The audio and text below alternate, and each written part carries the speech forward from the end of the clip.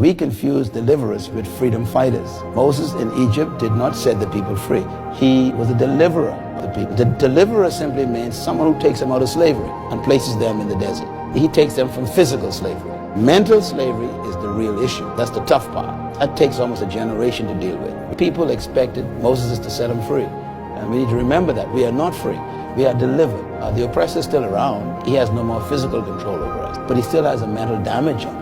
And that's why deliverance is a very difficult period, because you are out of Egypt, but Egypt is not out of you. You're away from the wind of Egypt, but the scent of oppression is still in your nostrils. So the deliverer physically sets you free. He takes the chains off, he opens the prison doors, he tells you to go out, even leads you out. But he can't take you in to freedom. Freedom, not a location, it's a mentality. So nothing is worse than taking a slave into freedom without freedom in his mind. Solomon says, woe to the land when a slave becomes king.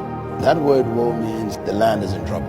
When a slave becomes king means even though you give the person power, they still think like a slave. And nothing is worse than a powerful slave, because the mentality will destroy the people. And so wearing a crown doesn't change your mind, it exposes it. This is why you need that period in deliverance to try and change the mentality of the slave.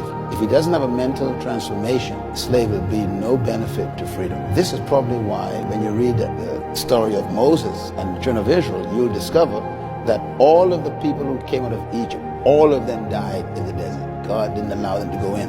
Matter of fact, God told them, you will not enter the land. He told them why. He said, because you have not changed your mind. So he kept them alive long enough to take what they were carrying out of them, which is the next generation. 40 years, it's a generation. So after 40 years, their children were born, then God buried all the parents. Joshua, therefore, is always a younger symbol, and he has a glimpse of the future very clearly, but he also has an appreciation of the past. There has to be a point in every national joining where the Moses must take the baton, give it to Joshua. This is where our countries have problems, because Moses is the famous guy. Moses is the guy who represents the symbol of power. He's the one everybody looks to for counsel. Everybody thinks that he has all the answers. So there's a temptation for the Moses to almost begin to believe his own fan mail. And he begins to also think of himself as more important than he really is. And that's dangerous. And this is why when you study the story of Moses, God told Moses, it's over.